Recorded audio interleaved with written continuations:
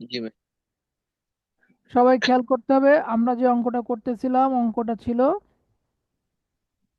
1 নম্বর অঙ্ক। 1 নম্বর অঙ্কে বলেছিলাম যে এখানে আমাদের স্পেশাল পয়েন্টগুলো পড়বো না। আমরা কি পড়বো? আমরা ড্র আপ থেকে পড়বো। ড্র আপ কি করতে বলছিল? Consolidated balance sheet. তো আমরা জানি ব্যালেন্স শিট চাইলেও আমাদের ওয়ার্কিং করতে হয় 8টা। এটাই বেসিক কাজ। তো এই জায়গায় আমাদের কি কি দেওয়া ছিল? লাইবিলিটি ছিল এইচ এবং এস দুজনের জন্যই, ডান দিকে অ্যাসেট ছিল দুজনের জন্য। এখানে এইচ এবং এস দেওয়া আছে। তো আর কি বলছিলাম? যে শেয়ার, এখানে যেগুলো তথ্য দেওয়া আছে ভিতরে সেগুলো আমরা পড়েছিলাম, যা দেওয়া আছে। তো তার মধ্যে একটা জিনিস ছিল যে প্রফিট, এই সেকশনটা একটু ভালো করে বুঝাইছিলাম। যে প্রফিট আমার এই যে উপরের একটা আছে 12 সালের টাকা 6,500, আর একটা আছে লস ফর 13 সাল 2,500, এই দুটো যোগ বিয়োগ করে এইসের ঘরে লেখা আছে 4,000 টাকা। আর নিচের দুটো প্রফিট 12 সালের টাকা হচ্ছে 3,500, আর প্রফিট ফর 2013 সালের টাকা দেওয়া আছে 2,000, দুটো মিলে হচ্ছে এস এর ঘরে লেখা আছে। তার মানে এইখানে এই চারটা জিনিস, দুটো হলো এইস এর আর দুটো হলো এস এর। তো আরো ডান দিকে আরো তথ্য ছিল, সেখান থেকে আমরা কি বের করে নিয়েছিলাম? যে ইনভেস্টমেন্ট করছে এস লিমিটেডে কোম্পানিতে, মানে এস কোম্পানিতে বিনিয়োগ করছে। কে করছে? টাকাটা কার ঘরে, তো সেটা দেখে বুঝবো। টাকাটা আছে এইচ এর ঘরে, মানে এইচ বিনিয়োগ করছে কিভাবে? 600 শেয়ার ক্রয় করছে জানুয়ারি 1 তারিখে। তো আমরা এখান থেকে বলেছিলাম যে যে শেয়ার কেনে সে হলো এইচ লিমিটেড। তো এইচ লিমিটেড এখান থেকে কতগুলো শেয়ার কিনছে? 600 শেয়ার কিনছে। কত তারিখে কিনছে? জানুয়ারি 1 তারিখে কিনছে। আর কত টাকা দিয়ে কিনছে? 9,700 টাকা দিয়ে কিনছে। এই যে তিনটা প্রশ্ন, এই তিনটা প্রশ্নের উত্তর আমাদেরকে শুরুতেই জেনে নিয়ে তারপর অঙ্ক শুরু করতে হবে। তো তারপরে আমরা কি বলেছিলাম? এখান থেকে আমরা সমন্বয়গুলো একবারও পড়ি নাই, আমরা আজকেও এখনো দেখতেছি না, আমরা প্রথম থেকে একটু জাস্ট রিভিউ করব। 1 নম্বর ওয়ার্কিং ছিল হোল্ডিং রেশিও। হোল্ডিং রেশিও মানে কি? আমাদের এইচ এবং এস দুইজন, এই দুইজনের মধ্যে রেশিওটা কত হবে বর্তমানে? রেশিওটা কত হবে? যে এস এর কাছ থেকে যে শেয়ারটা কিনে নিচ্ছে এইচ, ওই এস এর কোম্পানির শেয়ার কয় ভাগে ভাগ হবে, মানে কে কতটুক পাবে। এইচ এর কোম্পানির যে শেয়ার আছে বা লাভ লস আছে সেটা কিন্তু কোনো ভাগ হবে না, ঠিক আছে? তো জি ভাই। এস এর কাছ থেকেই মূলত এইচ কি হারে পাবে এবং এস এর কাছে কতটুক হারে থাকবে, সেইটার জন্যই মূলত এই রেশিওটা। তো হোল্ডিং রেশিও এইচ এবং এস এর জন্য বের করব। এইখানে বলেছিলাম এস এর কতগুলো শেয়ার আছে। অঙ্কের শুরুতে আমরা দেখতে পাইছিলাম এস এর ক্যাপিটাল ছিল 10,000 টাকা। এই 10,000 টাকা হ্যাঁ। ক্যাপিটাল, এক একটার শেয়ারের মূল্য ছিল 10 টাকা করে, তাহলে যদি ভাগ দেওয়া হয় তাহলে 1,000 শেয়ার এক পাওয়া হাজার যায়। তো এইখানে আমি দেখছিলাম এইচ কিনে নিছিল, এই যে দেখেন ডান দিকে কিন্তু বের করে নিছিলাম হিয়ার দিয়ে। এখানে শেয়ার সংখ্যা 1,000 এস এর, আর এখান থেকে এইচ কিনে নিছে 600। এস এর কাছে থাকলো হচ্ছে 1,000 মাইনাস 600 ইকুয়াল টু 400। তার মানে চাষ। 600:400 দিলে হয় 3:2। এটা গেল রেশিও। 2 নাম্বার বলেছিলাম calculation of current year profitability loss, এটাও এস এর জন্য। তো কারেন্ট ইয়ার মানে হচ্ছে 2013 সাল। এইটা আমরা 13 সালে অঙ্ক করতেছি। তাহলে এইখানে এস এর প্রফিট বলছিলাম মাত্র এই দুটো, এই দুটো 3,500 আর 2,000। তাই এইখান থেকেই আমাদের এই কারেন্ট ইয়ার প্রফিটটা মূলত বের করতে হবে। তো এখানে সরাসরি দেওয়া আছে প্রফিট ফর 2013 2,000 টাকা দেওয়া আছে না? জি ভাই।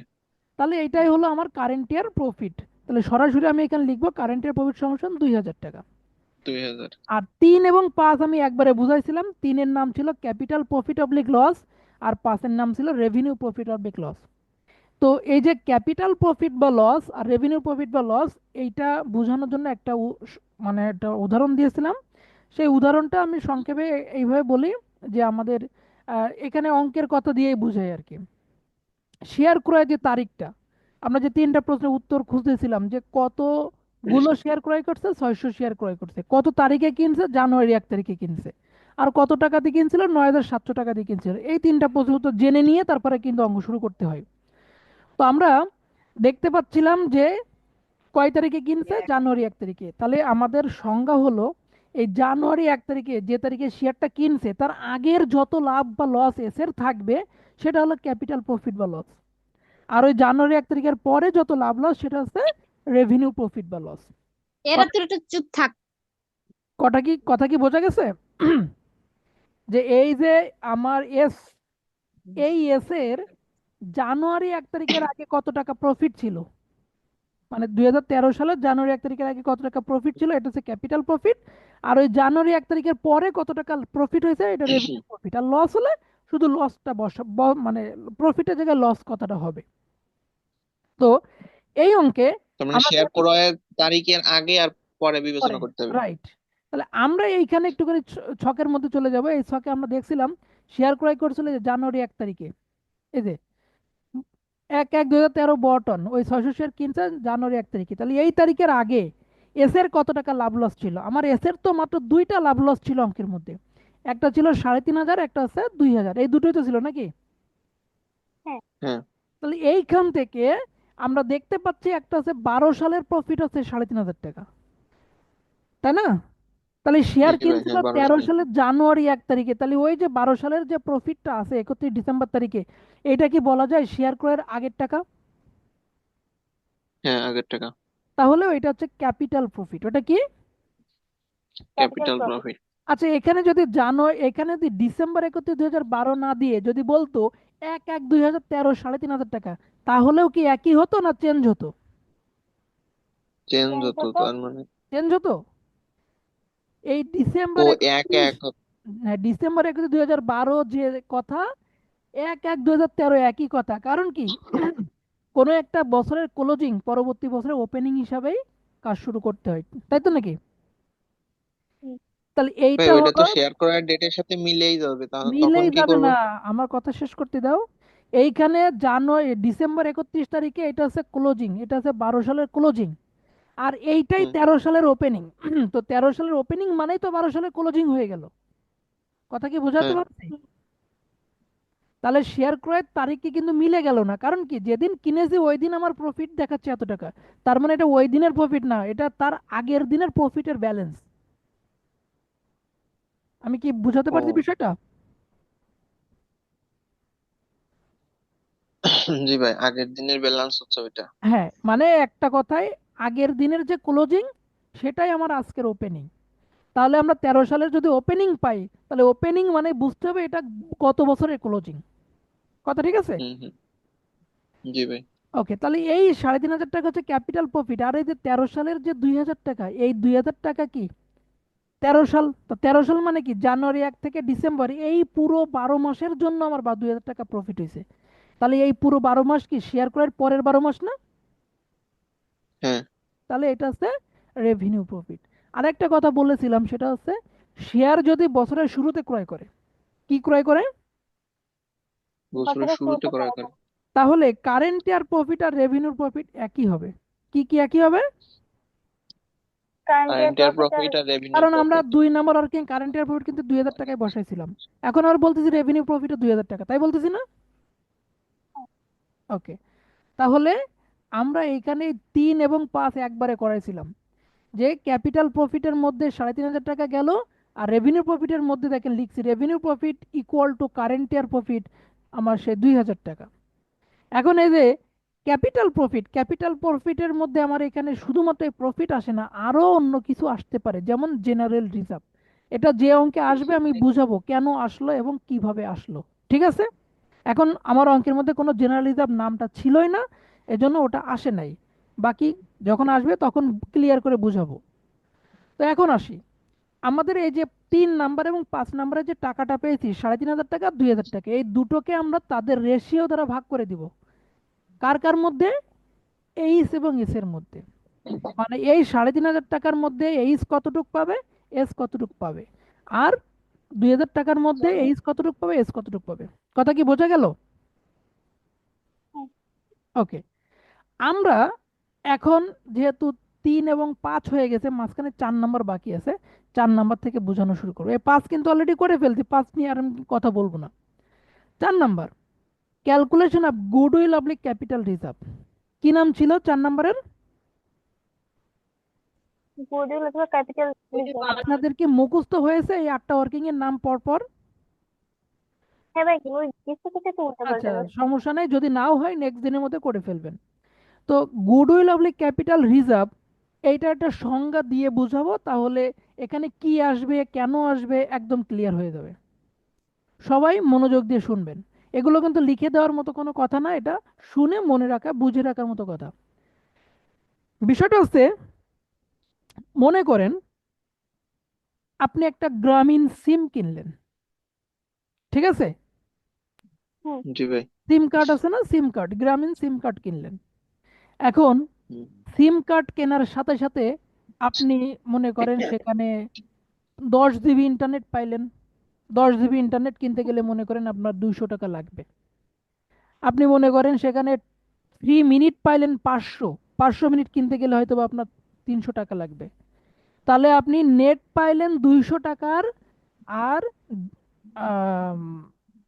ফ্রি মিনিট পাইলেন 300 টাকার। তাহলে এই 500 টাকার সুবিধা পাইলেন। আমি শুধু এতটুকু বলে উদাহরণ দিই। আপনি কিন্তু সিমটা কিনে সুবিধা পাইলেন কয় টাকার? 500 টাকা সুবিধা পাইছি। এই যে 500 টাকা আমি 200 আর 300 যোগ করে পেয়েছি না? হুম। মানে সিম কিনে আমি কি কি সুবিধা পাচ্ছি সেগুলো যোগ করছি, তাই তো? হ্যাঁ। এইবার এখান থেকে আমি যদি বলি সিমটা কিনেছিলাম আমি 150 টাকা দিয়ে, ক টাকা দিয়ে কিনেছিলাম? 150 টাকা।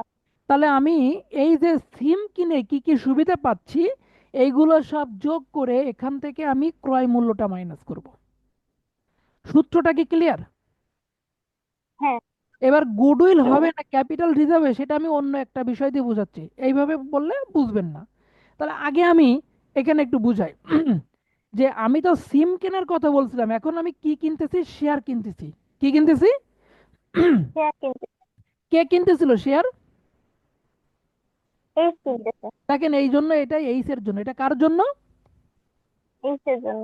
তাহলে এইস, ওই যে বলছিলাম সিম কার্ড কিনে যা যা পাচ্ছে সেগুলো যোগ করছে। তা আমরা এখানে এইস কি, শেয়ার কতগুলো কিনছে? 600 শেয়ার। 600 শেয়ার কিনে যা যা পাচ্ছে সেগুলো যোগ করব। তাহলে কি পাচ্ছে বলেন? 600 শেয়ার কিনে সে শেয়ার ক্যাপিটাল পাচ্ছে। কি পাচ্ছে? শেয়ার ক্যাপিটাল পাচ্ছে। কারণ কি দেখেন, আপনি ব্যালেন্স শিটে যখন যাবেন, ব্যালেন্স শিটে দেখেন এখানে এস এর শেয়ার ক্যাপিটাল কত ছিল? শেয়ার ক্যাপিটাল 10 টাকা করে এস এর ঘরে ছিল 10,000 টাকা, ছিল না? ছিল। জি ভাই। এই 10,000 টাকা এখন তো দুই ভাগে ভাগ হয়ে যাবে, কারণ এখান থেকে কিছু এইস পাবে আর কিছু এস এর কাছে থাকবে, তাই তো? হুম। কারণ কি, এইস তো মোট 1,000 শেয়ার থেকে 600 শেয়ার কিনে নিয়েছে, মানে 10,000 থেকে 6,000 টাকার ক্যাপিটালের মালিক এখন এইস। কত টাকার মালিক? 6,000। তাহলে 6,000 টাকা। তাহলে আমি সেটাই লিখবো। তাহলে আমি প্রথমে কি লিখবো? যে শেয়ার ক্যাপিটাল পাচ্ছি। কত টাকা শেয়ার ক্যাপিটাল পাচ্ছি? এই 6,000 টাকা। দেখেন 600 × 6,000। 10 দিয়ে 6,000 টাকা। ক্লিয়ার? ক্লিয়ার তো? জি ভাই। হ্যাঁ। এবার দেখেন, তাহলে শেয়ার ক্রয়ের সাথে সাথে আমি আর কি পাচ্ছি? এই 3 এবং 5-এ আসেন। আমি এই দুটোর মধ্যে দেখেন তো রেশিও দ্বারা দুটোকে ভাগ করছিলাম না? হ্যাঁ, করছেন। এখান থেকে দেখেন 3 নাম্বার থেকে এইচ পাইছিল 2,100 টাকা, আর পাঁচ হুম। নাম্বার থেকে এইচ পাইছিল 1,200 টাকা। আচ্ছা বলেন তো কোনটা শেয়ার ক্রয়ের সাথে সাথে পাচ্ছে আর কোনটা পরে পাবে? শেয়ার করে সাথে সাথে পাচ্ছে হচ্ছে প্রফিটটা। প্রফিট তো দুটোই, একটা হচ্ছে ক্যাপিটাল প্রফিট আর একটা হচ্ছে রেভিনিউ প্রফিট। তাহলে কোনটা শেয়ার ক্যাপিটাল ক্রয়ের সাথে সাথে প্রফিট। পাচ্ছে? ক্যাপিটাল প্রফিট সাথে সাথে পাচ্ছে, আর রেভিনিউ এক্স্যাক্টলি, প্রফিটটা পরে পাচ্ছে। ক্যাপিটাল প্রফিট শেয়ার ক্রয়ের সাথে সাথে পাচ্ছে। কি করে বুঝবো? কারণ ক্যাপিটাল প্রফিটের এই টাকাটা কিন্তু শেয়ার ক্রয়ের আগের টাকা, মানে শেয়ার হুম। ক্রয়ের আগের যত টাকা সে শেয়ার ক্রয়ের সাথে সাথে সে ভাগ পেয়ে যাচ্ছে। কথা কি ক্লিয়ার? হুম। কিন্তু রেভিনিউ প্রফিট মানে কি, শেয়ার যেদিন কিনছি তার পরে প্রফিট হবে, তারপরে আমি ভাগ পাবো, তাই তো নাকি? হুম। কিন্তু আমার উত্তর ছিল কি, যে শেয়ার যেগুলো কিনছি শেয়ার ক্রয়ের সাথে সাথে আমি যা যা পাচ্ছি সেগুলো যোগ করব। তাহলে শেয়ার ক্রয়ের সাথে সাথে আমি এই 2,100 টাকা পাচ্ছি, কারণ আমি এখন এইস এর জন্য করতেছি। কত পাচ্ছি? 21। এইচ এর জন্য 21। রাইট। তাহলে এটার নাম ক্যাপিটাল প্রফিট, এইটা যোগ করবো। আমার কথা কি বোঝা গেল নাকি যায়নি? হ্যাঁ। তাহলে শেয়ার ক্যাপিটাল পাচ্ছি আর ক্যাপিটাল প্রফিট পাচ্ছি। আর একটা পাচ্ছিলাম রেভিনিউ প্রফিট, কিন্তু সেটা শেয়ার ক্রয়ের অনেক পরে পাবো, মানে 1 বছর পরে পাচ্ছি। শেয়ার কিনছি জানুয়ারি 1 তারিখে, কিন্তু রেভিনিউ প্রফিটের অংশটা পাবো কখন? ডিসেম্বরে, তাই তো নাকি? হুম। এই জন্য তাহলে ওকে নিব না। হ্যাঁ, ওটা আমি তো এখানে কি আনবো, যে শেয়ার ক্রয়ের সাথে সাথে কি কি পাচ্ছি। তাহলে সাথে সাথে কি কি পাচ্ছি? শেয়ার ক্যাপিটাল ক্যাপিটাল প্রফিট পাচ্ছি আর শেয়ার আর ক্যাপিটাল। Capital profit. আরো একটা বিষয় দেখেন, এই 5 নাম্বার ওয়ার্কিং কি 4-এর আগে না পরে? 4-এর পরে। আগে 4 শেষ করব, তারপরে গিয়ে 5 করব। কিন্তু আমি তো দুটো বোঝানোর হ্যাঁ। জন্য 5টা আগে করে আসছি, কথা কি ক্লিয়ার?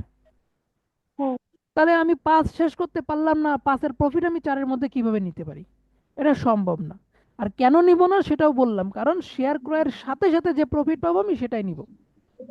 তাহলে শেয়ার ক্রয়ের সাথে সাথে আমি 2100 টাকা পাচ্ছি, তাই যোগ করলাম। মোট কত হলো? 8100 টাকা হলো। কত টাকা হলো? 8100। এবার এখান থেকে আমি কি 8100 বলেছিলাম, ওই যে সিম কার্ড কিনেছিলাম যেটা, সেটা মাইনাস করব। ক্রয় মূল্য বাদ দেবো। কস্ট প্রাইস মাইনাস করেছি। কত টাকা কস্ট প্রাইস ছিল? 9700। ভাই ওই যে 9700 কোন কত পাইছে? টাকা আমি যে প্রথমেই বলে আসছি, কিন্তু 3টা প্রশ্নের উত্তর আমার জানতেই হবে। কতগুলো শেয়ার কিনছি, কত তারিখে কিনছি, কত টাকা দিয়ে কিনছি, আমি জানছিলাম না? ভাই আমি তখন জয়েন হয়ে যাইনি। বুঝি নাই? ভাই আমি তখন জয়েন ছিলাম না, আমি একটু পরে জয়েন হয়েছি। গতদিনও তো ছিল, গতদিন ছিল না? না। যারা ছিল তারা বলো যে 3টা প্রশ্নের উত্তর আমাদের জানতে হবে। কতগুলো শেয়ার কিনেছি, কত তারিখে কিনেছি, আর কত টাকা দিয়ে কিনেছি। 3টা প্রশ্নের উত্তরের মধ্যে কত টাকা দিয়ে কিনেছি? 9700 টাকা দিয়ে কিনেছি না? হুম। আর শেয়ার কিনেছি 600 শেয়ার জানুয়ারি 1 তারিখে। তাহলে এই 3টা প্রশ্নের উত্তর কিন্তু তিনোটাই আমার অঙ্কের মধ্যে লেগে গেছে অলরেডি, তাই তো? হ্যাঁ। জি ভাই। এবার আমি আসি, যেটা বলছিলাম যে আমি শেয়ার ক্রয়ের সাথে সাথে শেয়ার ক্যাপিটাল পেয়েছি, লিখলাম 6000। তার সঙ্গে যোগ করেছি ক্যাপিটাল প্রফিট, লিখলাম 2100, মোট 8100। 2100। এখান থেকে মাইনাস করব লেস কস্ট প্রাইস 9700 টাকা, মানে কত দিয়ে কিনেছি সেটা। এ পর্যন্ত কি ক্লিয়ার? হ্যাঁ ক্লিয়ার। জি ভাই। এবার বিয়োগ করার পর আমার নিচেরটা বড় আর উপরেরটা ছোট না, দেখেন তো? হুম হুম। কারণ উপরে 8100 থেকে আমি 9700 মাইনাস করতেছি, তাহলে 1600 টাকা আমার থেকে যায়, তাই তো? মাইনাসে। হুম। মাইনাস হয়ে যায়, রাইট। তাহলে এই 1600 টাকার নাম কি হবে? এই 1600 টাকার লস হবে। নাম কি হবে? নাম তো আমি বলছি, হয় গুডউইল হবে না ক্যাপিটাল রিজার্ভ হবে। কি নাম উপরে লেখা? Calculation of goodwill of capital. যে কোনো একটা নাম হবে, দুটো নাম হওয়ার সুযোগ আছে নাকি? না ভাই। তাহলে কোনটা হবে? এবার একটা উদাহরণ দিই, ছোট্ট ক্যাপিটাল রিজার্ভ হবে। এটা ছোট্ট করে উদাহরণ দিই, সবাই বুঝে যাবেন। মনে করেন আমি খুলনা শহরের একটা উদাহরণ দিচ্ছি। মনে করেন আমি এই শীতের সময় একটা ব্লেজার কিনবো। এখন একটা ব্লেজার আমি কিনতে গেলাম রেলওয়ে মার্কেটে, 1500, 2000 টাকা, 2500 টাকা, 3000 টাকার মধ্যে বা 2000 টাকার মধ্যে সুন্দর সুন্দর ব্লেজার পাওয়া যায়। কথা বুঝেন কিন্তু? হুম। এখন আমি যদি খুলনায় যতগুলো শোরুম আছে, শিববাড়ি মোড়ে মিলান আছে, সিএসকাই আছে, ইনফিনিটি আছে, অনেকগুলো শোরুম আছে, ইজি আছে, আমি যে কোনো একটা শোরুম থেকে যদি একটা ব্লেজার আমি কিনতে চাই, তাহলে দাম কত পড়বে? আমি রেলওয়ে মার্কেট থেকে কিনছি 2000 টাকা দিয়ে, কিন্তু ওইরকম একটা ব্লেজার যদি আমি কোনো সব মানে শোরুম থেকে কিনতে যাই, আমার কত পড়তে পারে? 7000 টাকা পড়বে। 6-7 হাজার। 5000, 6000, 7000, এরকম তো নাকি? হ্যাঁ। জি ভাই।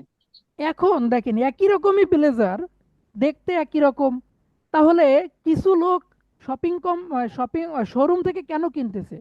রেলওয়ে মার্কেট থেকে না কিনে সে যাচ্ছে শোরুমে। কেন যাচ্ছে বলেন? একই রকমই তো। অবশ্যই করা আছে। গুডউইলের কারণে। রাইট, গুডউইলের কারণে। যে আমি যদি ইজি থেকে একটা ব্লেজার কিনি, সেটা টেকসই হবে, আরামদায়ক হবে, এবং মানে ভালো হবে। আবার কি বলা যায়, স্ট্যান্ডার্ড, মানে একটা সোসাইটিতে চলার জন্য একটা স্ট্যান্ডার্ড মেনটেন করতে হয়, তো সেই স্ট্যান্ডার্ডও বজায় থাকবে, তাই তো নাকি?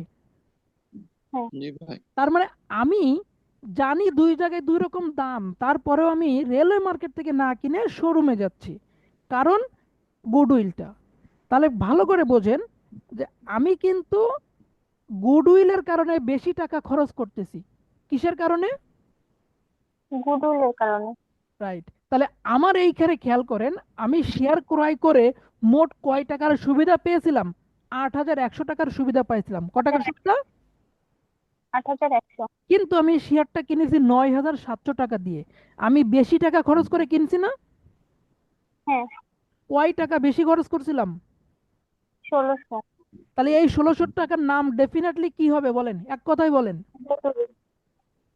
সবাই কি বুঝতে পারছেন নাকি না? হ্যাঁ ভাই বুঝছি। আচ্ছা, আর একজন কথা বলছিলেন, একটু আমাকে বলেন, মানে ক্যাপিটাল রিজার্ভ হয়ে বলছিলেন, আপনি কি বুঝছেন? জি ভাইয়া বুঝতে পারছি। আচ্ছা, তাহলে আমাদের যদি ক্রয় মূল্য, এক কথায় যদি ক্রয় মূল্যটা বড় হয় তাহলে গুডউইল, আর যদি ক্রয় মূল্য ছোট হয় তাহলে ক্যাপিটাল রিজার্ভ। সংক্ষিপ্ত কথা বলে দিলাম, ঠিক আছে? আচ্ছা। বলেন, আমি ওয়ার্কিং কয়টা করে ফেলছি? অলরেডি 5টা করা শেষ। কটা করা শেষ? 5টা। 6 নম্বর ওয়ার্কিং এ যাব। 6 নম্বর ওয়ার্কিং এর নাম ছিল কি? Calculation of minority interest. কি নাম ছিল? Minority interest. এটা কার জন্য ছিল বলেন? এটা এস। কার? এস এর জন্য ছিল। ছিল। হ্যাঁ, এস এর জন্য ছিল। বলেন, মাইনরিটি ইন্টারেস্টের বাংলা মিনিং আমি দেখেন পাশে লিখে দিয়েছি, সংখ্যালঘু স্বার্থ। কি লিখে দিছি? সংখ্যালঘু স্বার্থ। সংখ্যালঘু স্বার্থ। এটা কিন্তু পার্ট এ এবং মাঝে মাঝে পার্ট বি তেও কোশ্চেন হিসেবে আসে। তাই সংখ্যালঘু স্বার্থ বিষয়টা কি কেউ জানেন? তাহলে আমি একবারে বলবো। না ভাই না আপনি ভাই বলেন। বলেন।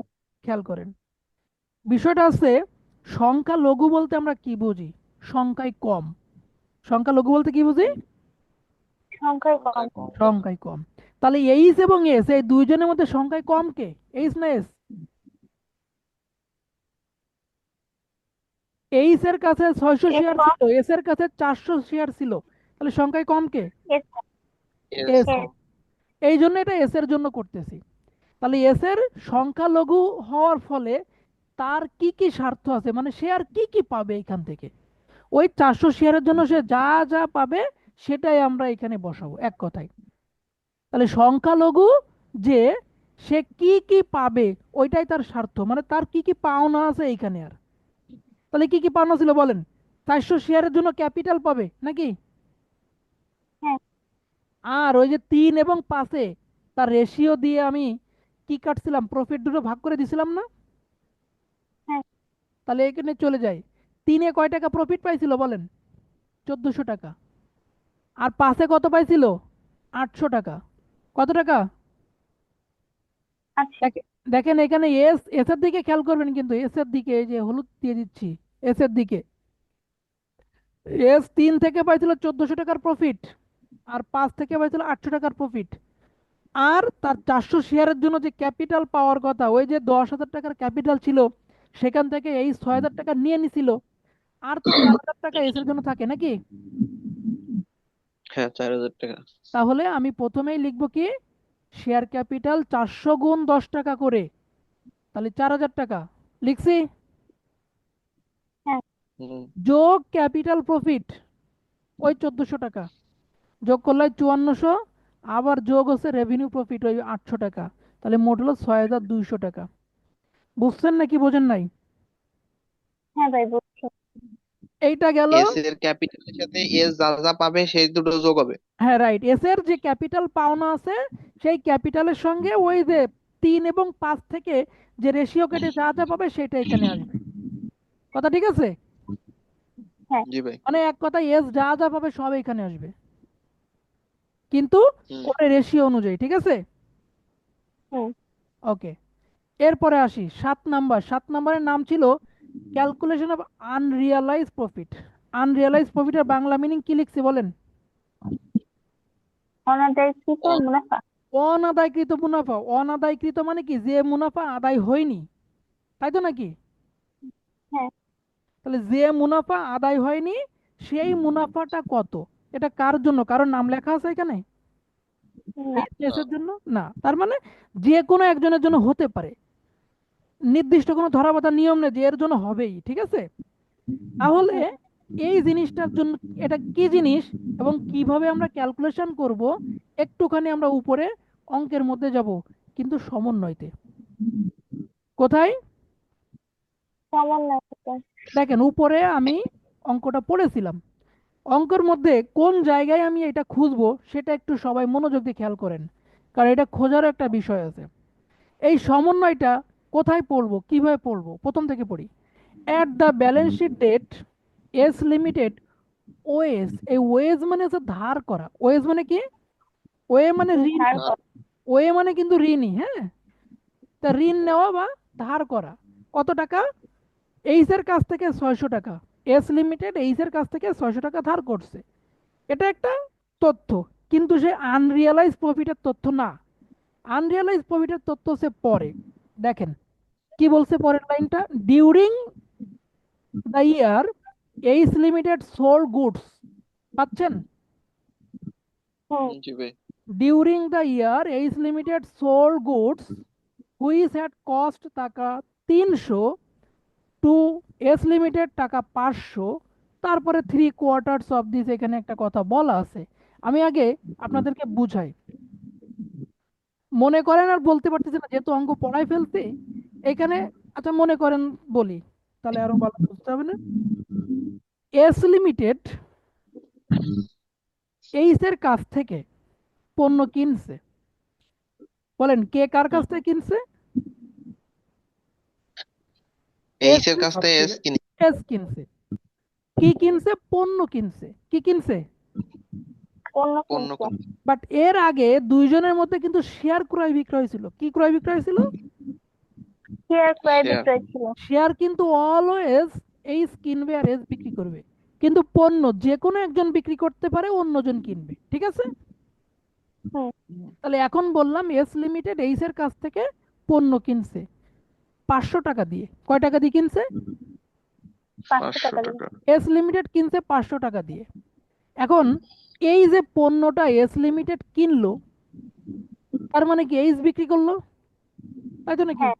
হুম। তাহলে এইচ এই পণ্যটা পাইছিল কোথায়? সে কি উৎপাদন করেছিল নাকি অন্য কোনো জায়গাতে কিনে আনিছিল? সে অন্য কোনো জায়গা থেকে কিনে আনছিল 300 টাকা দিয়ে। ক টাকা দিয়ে কিনে আনছিল? 300 টাকা দিয়ে 300 কিনছিল।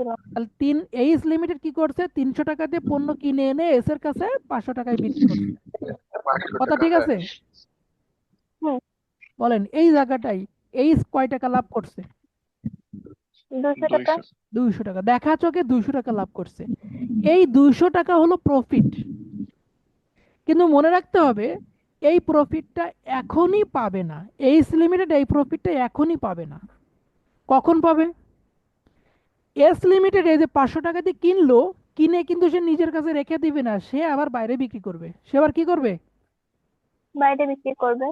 তাহলে শর্ত থাকবে এখানে এটাই যে এস যখন এই 500 টাকার পণ্য বাইরে বিক্রি করতে পারবে, ঠিক তখনই এইচ এই লাভটা পাবে, কিন্তু বিক্রি না করতে পারলে লাভের টাকাটা পাবে না। কথা কি ক্লিয়ার নাকি না? হুম, clear।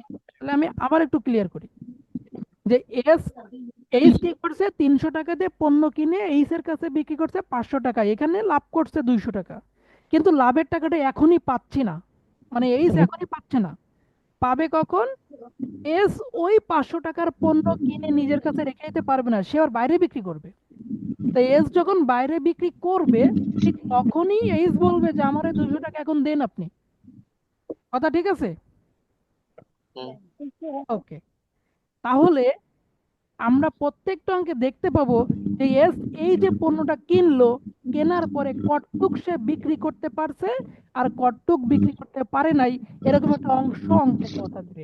সেইটা দেখেন আছে 3 কোয়ার্টার্স অফ দিস গুডস। এই পণ্যের 3 কোয়ার্টার্স মানে 4 ভাগের 3 ভাগ। 3 কোয়ার্টার্স মানে কি? 4 ভাগের 3 ভাগ। Had been sold by S limited. এই পণ্যের 4 ভাগের 3 ভাগ বিক্রি করে দিয়েছে at the balance sheet date. Balance sheet date ওই তারিখ পর্যন্ত। তাহলে ডিসেম্বর 31, 2013, এটাই তো ব্যালেন্স শিটের ডেট। এই তারিখ পর্যন্ত এস লিমিটেড 4 ভাগের 3 ভাগ বিক্রি করতে পারছে। তাহলে বিক্রি করতে পারেনি কতটুক? 1 ভাগ। 1 ভাগ। তাহলে এইস এস এর কাছ থেকে প্রফিট পাবে না কয় ভাগ? ওই 1 ভাগের টাকা। 1 পাবে না। তার মানে আমি 7 নাম্বার ওয়ার্কিং এ করতেছি আনরিয়ালাইজ প্রফিট, তার মানে যেটুক প্রফিট আমি আদায় করতে পারিনি। তাহলে এইখানে এইচ এর কাছ মানে এস এর কাছে এইচ কয় টাকা প্রফিট পাইতো? 200 টাকা প্রফিট পাইতো, তাই তো নাকি? জি ভাই। তাহলে 200 টাকার মধ্যে এইচ কিন্তু 4 ভাগের 3 ভাগ আদায় করে নিছে। কেন? কারণ পণ্যটা 4 ভাগের 3 ভাগ বিক্রি করা হয়ে গেছে। যতটুক বিক্রি করতে বাকি আছে ততটুকের লাভ কিন্তু এখনো এইস আদায় করতে পারে নাই। কথা কি ক্লিয়ার? হুম। তাহলে আনরিয়ালাইজ প্রফিট হচ্ছে এইটাই, যে ওই পণ্যের যতটুক সে বিক্রি করতে পারবে না, লাভের ততটুকুই আনরিয়ালাইজ, মানে অনাদায়কৃত। তাহলে আমি লিখবো 500 মাইনাস 200 দিলে প্রফিট হয়, একবারে লিখবো আনরিয়ালাইজ প্রফিট সমান 500 মাইনাস 200 গুণ 3/1/4। এই যে দেখেন, আনরিয়ালাইজ প্রফিট সমান 500 মাইনাস 300, এই 500 মাইনাস 300 দিলে মোট প্রফিট হয়। আর আনরিয়ালাইজ কতটুক, 4/1 গুণ 1/4 দিলে হয় 50 টাকা। কয় টাকা হয়? 50 টাকা। আমি কি বুঝাতে পারছি আপনাদেরকে? হ্যাঁ।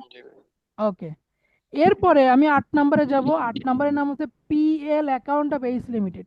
পিএল অ্যাকাউন্ট অফ এইচ মানে প্রফিট আর loss account of H limited. H এর প্রফিট আর লস অ্যাকাউন্টটা বের করতে বলছে। এক কথায় এইচ লিমিটেডের যাবতীয় প্রফিট লস সব এক জায়গায় আসবে এইখানে। কিন্তু কিভাবে আসবে? সর্বপ্রথম এইচ এর ঘরে ব্যালেন্স শিটে একটা প্রফিট বা লস দেওয়া ছিল, ওই তো প্রথমেই আমি দেখাইছিলাম, মনে আছে? দুইটা প্রফিট আর লস দেওয়া ছিল। হ্যাঁ। ব্যালেন্স শিটে এইচ এর ঘরে প্রফিট বা লস কত দেওয়া ছিল? এই দেখেন, এই দুটো 6,500 আর 2,500 মিলে 4,000 টাকা। কয় টাকা দেওয়া ছিল? 4,000 টাকা। সর্বপ্রথম এইচ এর এই প্রফিটটা লিখবো। ক্লিয়ার? হুম। এবং এইচ আর কি কি প্রফিট পাইছিল এস এর কাছ থেকে? এই দেখেন, এই 2,100 টাকা পাইছিল আর এই 1,200 পাইছিল, তাই তো? হুম। এই দুটোর মধ্যে চলে গেছে কোনটা আর যায়নি কোনটা বলেন তো? 2100 গেছে, 1200 যায়নি। 2,100 চলে গেছে, 1,200 যায় নাই। তাহলে এই 1,200 নিব আমি। তার মানে ব্যালেন্স শিটের যে প্রফিটটা থাকবে তার সঙ্গে রেভিনিউ প্রফিটটা যোগ করব। যদি প্রফিট না হয়, লস হতো, তাহলে বিয়োগ করব। ঠিক আছে? হুম। আর ওই যে আনরিয়ালাইজ প্রফিট ছিল, মানে যে প্রফিটটা আদায় করতে পারিনি এসের কাছ থেকে, ওইটা মাইনাস করব। আমি কি বিষয়টা বুঝাতে পারছি নাকি না? হ্যাঁ এইটুকুই। ভাই। আবারও বলি, তাহলে প্রফিট শোন বা শোড ইন ব্যালেন্স শিট 4,000 টাকা, এটা প্রথমে লিখবো। অ্যাড রেভিনিউ প্রফিট 1,200 টাকা, যদি প্রফিট না থেকে লস থাকতো মাইনাস করতাম, প্রফিট আছে বিধায় যোগ করব।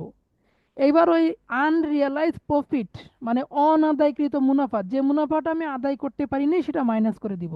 তাহলে থাকবে 5,150 টাকা। এইটা হলো আমার PL account of H limited. আমার মোট 8টা ওয়ার্কিং একবারে দিলাম। এই জন্য আমি কিন্তু গত দিনের ভিডিওটা আর দিব না, আমি আজকের ভিডিওটা একবারে দিব। ঠিক আছে?